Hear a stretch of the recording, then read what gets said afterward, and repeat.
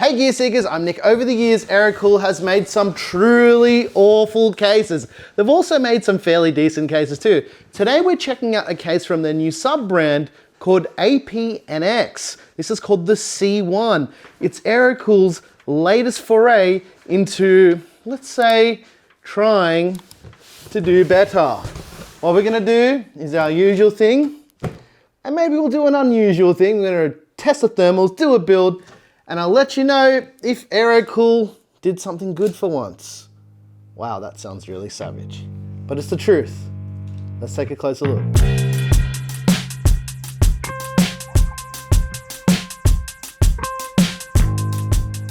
Do you reckon the people know that we're shooting this on an iPhone in ProRes to a USB-C hard disk in your hand? They do now. Why? Tastes like metal. That's disgusting. You don't know where that's been. I do, it's been inside. I used that to undo the toilet.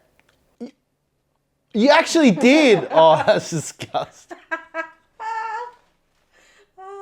No! Hopefully it wasn't this one. We do have like 4 of these. Oh no, it was that one. How do you know? I can tell. You liar. A woman always knows. You lying. You lying. Let's start off with panel removal. There are 0 tools to get into the C1. There's a little lip on the top edge of the TG panel. Put your fingers in and pull the panel towards you, and then you can lift the panel away from the case. Or you can push this little lip up here on the back edge of the case, and the whole top panel pops up. To remove the rear panel, there's a little notch on the edge here. Basically, you just pull that towards you, and you can pop this half of the side panel away. You'll just want to lift this panel up and you can pull the entire thing away from the case. There's also this back panel here, which is attached with 4 screws to remove. We'll just rip this one out and see what's cracking behind it, shall we? Oh, there goes the screw that we'll never find again. I thought this screwdriver was supposed to be magnetic, Linus. Why haven't you subscribed yet? Just click the little subscribe button. Come on. What are you doing? For power supply support, the C1 supports up to a 270mm long power supply with a removable power supply bracket. You know how I feel about this. If not, every case should be doing this because this is easy. Instead of trying to jam it in through the side, we can jam it right up the back. This back panel here is where the SSDs or 3.5-inch drives mount. You can do 3 3.5-inch drives or 3 2.5-inch SSDs on the back here. There's 2 dust filters on the C1. There's one in front of the 3 included fans, which we'll talk about in a sec. Just unclips and pops away. And then there's a dust filter on the underneath of the case that runs the whole length of the case, and that can just be slid out from the behind or the backside or the undercarriage. On the front, you'll find there's 3 pre-installed 140mm PWM addressable RGB fans. These are the screws that you'd probably find if you're mounting fans to a liquid cooler or a radiator. There's also a single 120mm included PWM addressable RGB fan on the back. Fan and radiator support is a little bit crazy with the C1. I'll just say it, in total, you can do 11 fans throughout the whole case. There's 3 140 or 3 120mm fans can go up the front. You can do 3 120 or 3 140 fans up the top. This side bracket is removable, which will allow you to install 3 more 120mm fans, and you can do an additional 120mm fan on the bottom as well. So that whole top bracket is removable. You can see the different fan mounting locations here. So you've got your 120 holes and your 140 holes. One comment I've seen come up on our videos with cases that support 3 140mm fans up the front or the top is, why don't these cases support 420mm liquid coolers? Well, it's complicated. First of all, 420mm liquid coolers aren't much more efficient than 360s. The other reason is the size of the case. Now, you also need to account for end tanks on radiators. Just because it supports 3 140mm fans in size doesn't mean it can accommodate these end tanks. What you're doing is you're increasing the height or length of a case, and maybe that is not in the design spec that case manufacturers want to have. And on top of that, 420mm radiators like this EK1 that I have here aren't very common. So there is that too. First of all, they've leaned on the fact that they've got a lot of clearance between the side panel and the motherboard tray, basically eliminating the need to really care about cable management. That said though, there are some cable tie down points, there's not a lot, but as I mentioned, you have so much room behind the motherboard tray that it almost doesn't matter. And I know people can be quite pedantic with cable management, but if you can't see it, not much of a problem. The only time this will become a problem is if you're using that rear bracket and you're installing additional drives. You need to make sure it's completely clear on this side of the motherboard tray. One thing that stood out to me immediately, on the bottom of where you'd mount your motherboard, there is this huge slit. It makes it a lot easier to plug things in after the fact, and you're not trying to jam it into a tiny little hole. When you jam things in tiny little holes, sometimes it doesn't fit, and if it does fit, you're gonna stretch something and break it. Did I really just say that? For motherboard support, the C1 supports ITX up to ATX. It doesn't support eATX or anything bigger, mainly because of this bracket that runs along this edge here. Essentially, the reason for that is if you were to remove this and use the side fans, you'd also be blocking the side fans, so it just makes a bit more sense to just support ATX, and ATX boards are the most common anyway. For air cooler support, the C1 supports up to 166 millimeters. As for case wiring, we've got USB Type-C front panel, we've got connections for your lights and your switches, we've got USB 3.2 Type-A and front panel audio. All quite pedestrian. You've got a button that controls the RGB lighting, or you can rewire it to the reset button, a combined headphone and microphone jack, USB Type-C, a power button with an integrated power light, and 2 USB Type-A ports. There's an integrated RGB controller that has 5 inputs. 4 are occupied by the 4 included addressable RGB fans. Why not make this 6, right? It has PWM and 3-pin 5-volt addressable RGB. It also has pass-through for PWM signal and 3-pin 5-volt addressable RGB if you wanted to use your motherboard RGB. And to power your RGB controller, you need to use SATA. SATA power. It's SATA, mate. SATA. S-A-D-A. SATA. For GPU support, the C1 supports GPUs up to 395 mils long. Whoa, this is the wrong GPU to use for this. This thing is tiny. You get the idea, right? You could do 2 of these GPUs. The C1 also has an integrated GPU support bracket which can be moved up or down. There's 2 thumb screws on the back panel. If you're removing this panel here, you can still use the support bracket because on the back panel here, there is a cutout to mount it there too. Or if you're using this bracket and you want to move the bracket forward, you can also put it in this location here. The C1 also supports vertical GPU brackets because there's no support structure between any of the PCIe slot cutouts on the back of the case. Hold up a sec. I want to know what you guys think about the C1 right now. Write a comment before we figure out if it's any good, right? But let's build.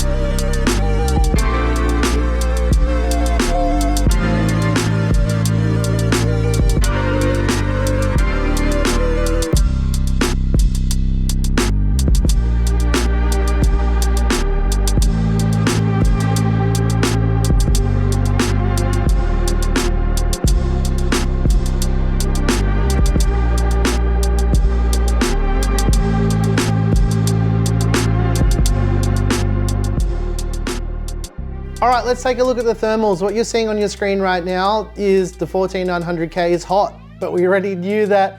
But if this was any other CPU, I think the thermals would be a whole lot better. And overall, I think the thermals in the APNX DX59000 are fairly good. They're not terrible at all, and I would call them acceptable, right? Okay. If you're interested in any of the hardware that I use in this build, there's a PCPartPicker list down below in the description with everything that you need to know in the build. Wait, I'm repeating myself again. Why am I talking like this? Anyways, what do I think of the APNX C1? Well, I didn't hate it. The case is very nice to build in. I will say the cable management could do with a bit of work. I'm not sure why they just didn't have included Velcro tie downs on the backside of the motherboard tray. I'll get to why I think this is important for this case in a moment, but the build quality of the case, I gotta say it, I think Aerocool has finally made a nice quality case. However, I think it could possibly be the fact that the paint is so unique that it gives the illusion of being a better case than it actually is. Because I have a feeling that if this was in any other color, it just wouldn't have the appeal that this one does with its fancy, whatever they want to call it. What's it called, Claire? The color chroma flare, whatever it is. I just don't think it would have the same appeal, right? Because it is quite unique. And it looks like, what did someone say? Like a WRX from the 90s, right? 99. Like a 99 Rex, like a GC8. Hell yeah. With a nice paint job. My favorite. That's exactly what it looks like. And I don't hate it. It has a couple nice things, like the radiator bracket at the top is quite nice. However, the offset is quite weird. It's pushed way too close to the motherboard for my liking, and it can interfere with EPS power cables. The reason why this is an issue is because there is plenty of space to push the radiator closer towards the glass. It just doesn't make sense that they're like, hey, let's just push it all the other way against the motherboard, because even if you rotate the bracket and flip it the other way, the offset is still the same. So a couple weird design choices here, but overall, as far as an Aerocool case is concerned, this is definitely one of the better Aerocool cases that we've seen for a very long time, and I'm gonna call it what it is. It's an Aerocool case, right? Honestly, I think you guys are gonna like this case. There's just one really big elephant in the room with the APNX C1. Okay, the US price, as far as we've been told, is between 139 and 159 USD, right?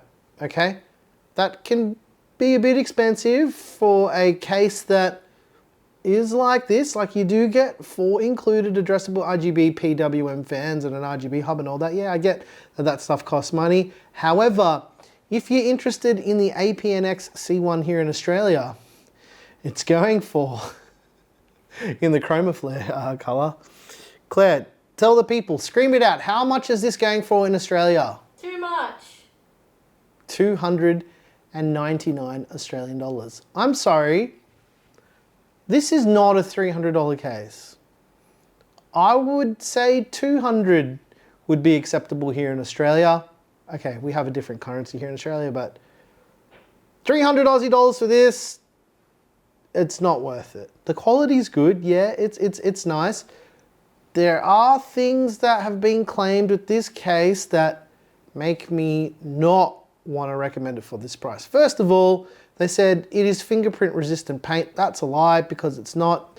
I touched the black on the inside. There's plenty of fingerprints, and it's not resistant at all, because if you touch it, you just don't see it. But if you look closely, you can still see the fingerprints. So I don't know why that was a selling point, because yeah, because of the weird pearlescent finish, it hides things, but it's still there. If you had really grubby fingers, it'd be even more prominent because of the color changing paint, right? So realistically, guys, the case is fine, but it's just a little bit too expensive for what you're getting. There's lots of other options on the market. However, there aren't many options that look as cool as the APNX C1. 300 Aussie dollars for a case. It's just too much, unless you hate your money. And if you hate me, make sure you subscribe. Right? That's what you would do. You gotta hate watch Gear Seekers, guys. That's what I do. I hate make content that I have to hate watch myself editing, right? And if you didn't like the video, whatever, who cares? But if you like the music you heard here, I make all the music. It's me, guys. It's me. I'm like, join button if you want to listen to the music. It's all there except the last 3 songs. We'll get around to it, but yes, it's me. I think that's it. I'm done here. Are we done? Are we done with the talking and the hopping and the dopping and the hip and the hopping, Claire? Sure. Sure. Okay, goodbye. I'm your boy Nick with Gear Seekers.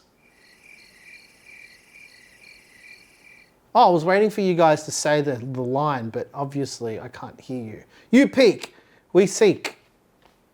Adios, amigos. Why did I say amigos? It's not how you say it. What's wrong with this guy? I don't know. You like the Ava 2 parts? I liked them. I thought they'd look really cool in here. All the other builds that I saw of this so far look a little bit boring, so I was like, hey, let's fill it up with red. Hey, I gotta call it out. I see it. Thanks for watching.